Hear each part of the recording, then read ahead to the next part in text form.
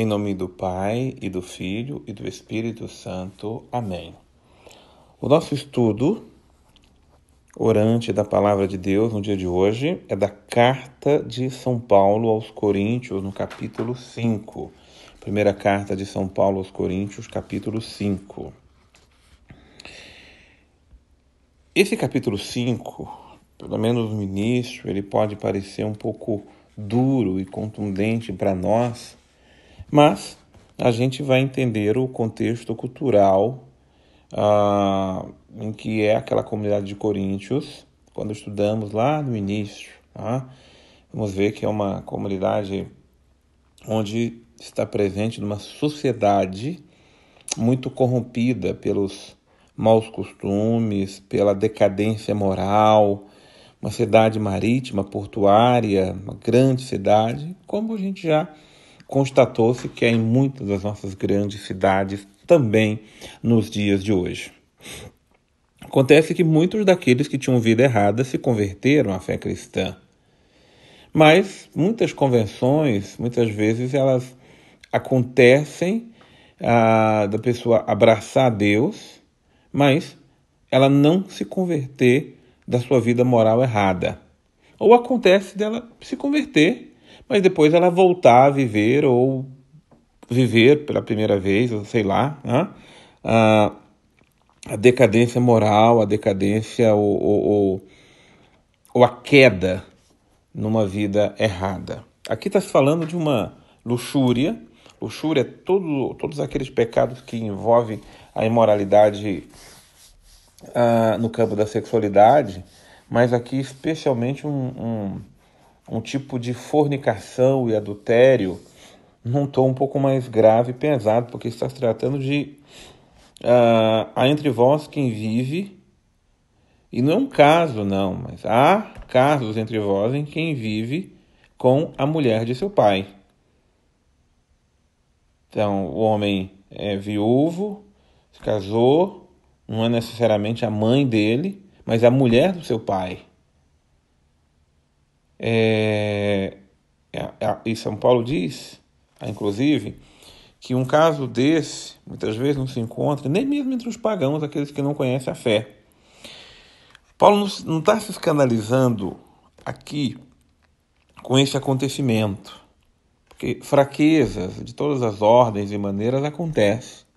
Mas o que causa uma dor no coração de Paulo é o fato da comunidade se sentir orgulhosa ou indiferente diante daquela situação. Ninguém tomou atitude nenhuma, simplesmente achou-se aquela situação daquela forma e algumas pessoas começaram a viver assim, deixou ser daquele jeito. Não. Numa comunidade, precisa se ter uma disciplina moral. Ninguém tem direito de julgar ninguém, condenar ninguém, mas a palavra de Deus, ela aponta os caminhos. A palavra de Deus, ela aponta como deve ser o nosso comportamento, a nossa moral e a nossa conduta. Então, há comportamentos que são reprováveis diante de Deus.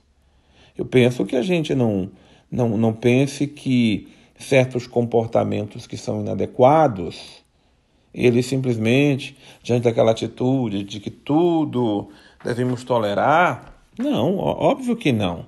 Então, a gente perde o senso da moral, a nossa vida se torna também amoral ou imoral. Então, é uma advertência a essa comunidade por ela simplesmente não ter tomado uma postura diante desses casos, e muitas vezes esses casos vão se multiplicando porque a comunidade não tem um referencial de moralidade. Aí, nesse caso, especificamente desse homem que está vivendo nessa situação, o versículo 15 é outra pérola que nos instrui nesse sentido. Seja esse homem entregue a Satanás para a mortificação do seu corpo, a fim de que a sua alma seja salva no dia do Senhor Jesus.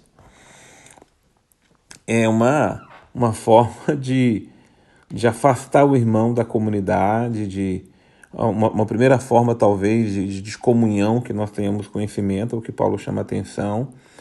Ou seja, ele não está vivendo a comunhão, porque a comunhão a gente não vive, não é só por atos externos. A comunhão é uma forma de eu estar vivendo uma ligação com o pensamento, com o sentimento de Cristo. Não é que os outros irão me excomungar, é que eu mesmo estou saindo da comunhão com Deus.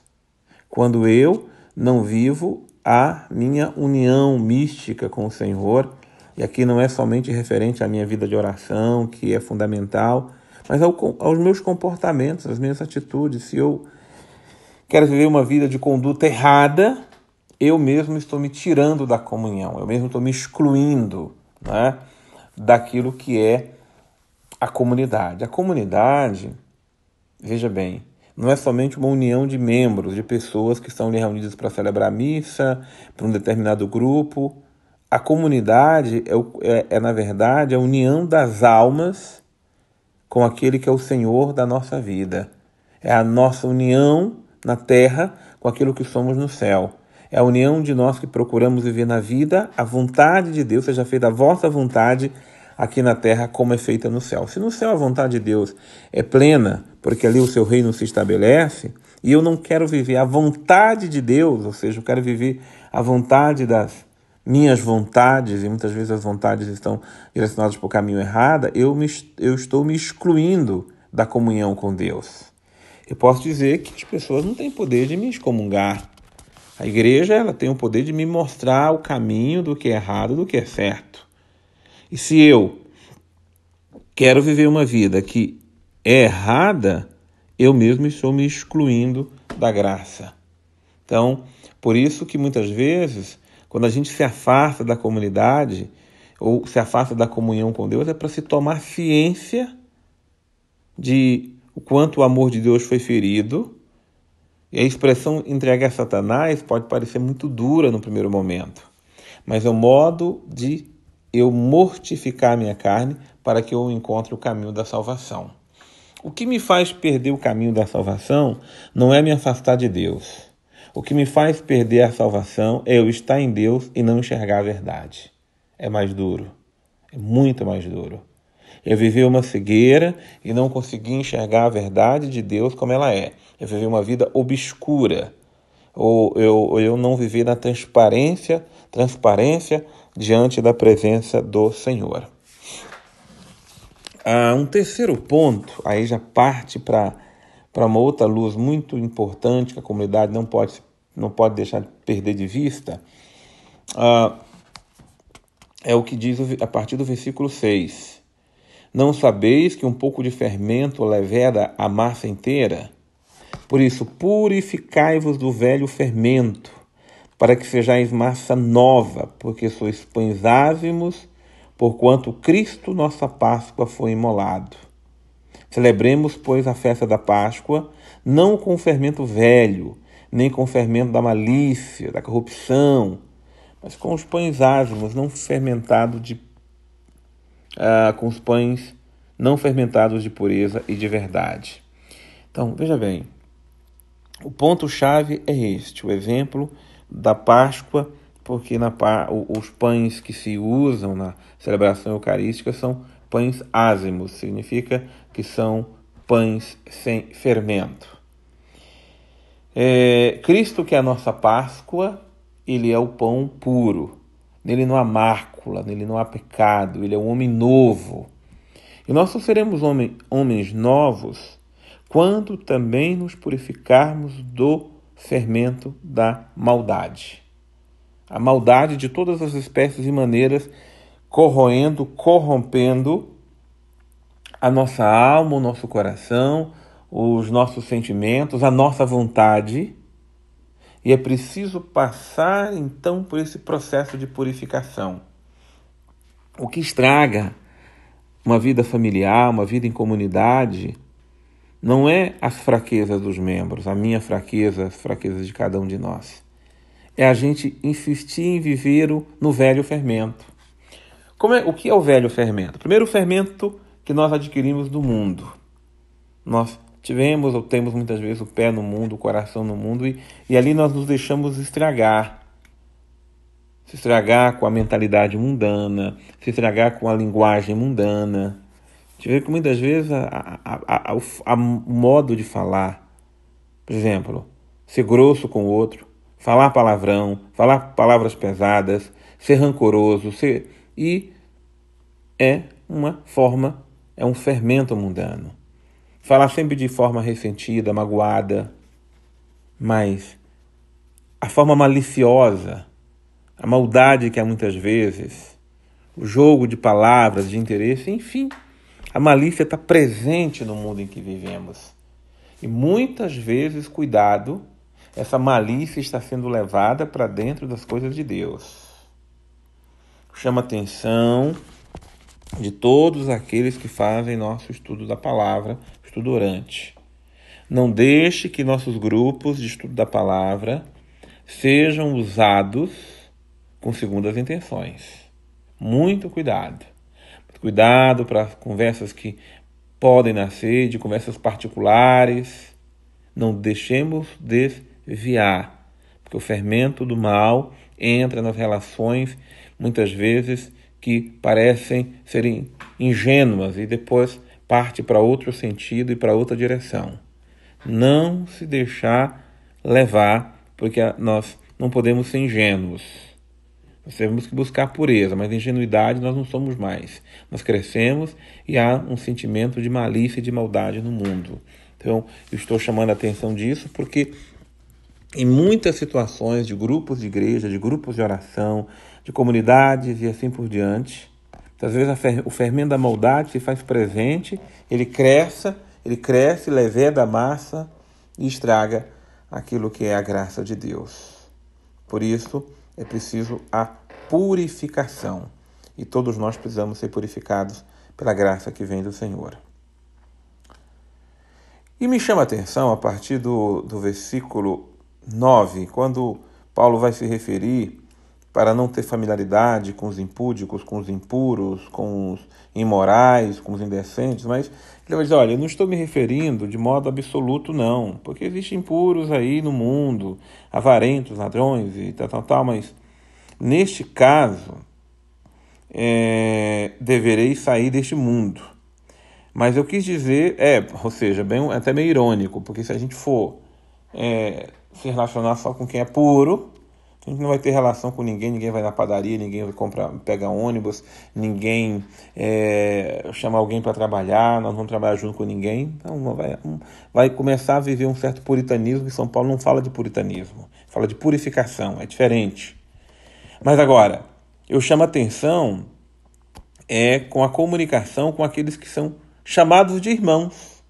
Irmãos de fé, de caminhada, de igreja, de estudo da palavra, mas que no fundo estão vivendo uma vida impura, avarenta, idolátrica, difamadora, beberrão, ladrão, ou seja, é de Deus, está até na casa de Deus, mas não se deixa renovar-se.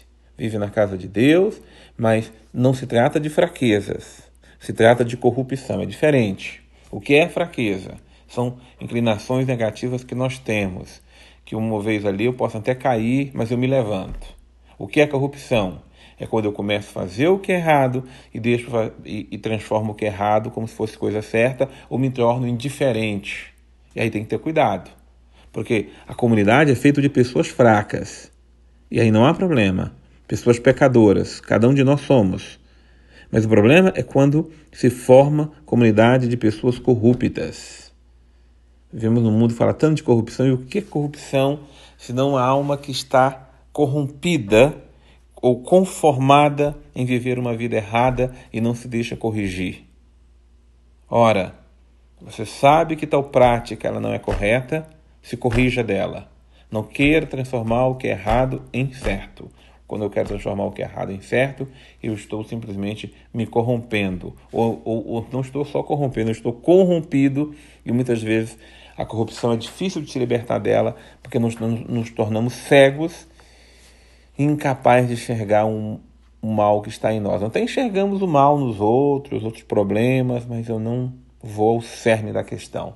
O mal que muitas vezes corrói a minha alma. Então, por isso, os de fora, deixa que Deus vai julgar os do mundo. Mas agora nós de dentro, né?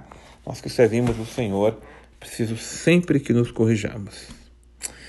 Que beleza é a palavra de Deus. Hoje ela trouxe elementos assim, elementos da moral, da moralidade da vida, para nos chamar a uma vida de santidade.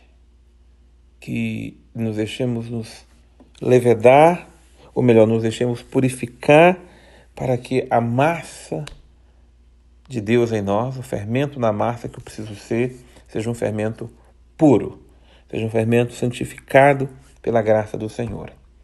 É isso, Senhor, que eu peço, é isso, Senhor, que eu suplico, que o meu coração seja lavado, purificado, renovado, transformado. Purifica esse coração pecador. Livra-me, sobretudo, Senhor, da corrupção. Livra-me, Senhor, de que a minha mente, que o meu comportamento, que a minha forma de ver o mundo não seja contaminado pela cegueira espiritual, mas que eu busque enxergar o que sou para me renovar a cada dia. Em nome do Pai, e do Filho, e do Espírito Santo. Amém.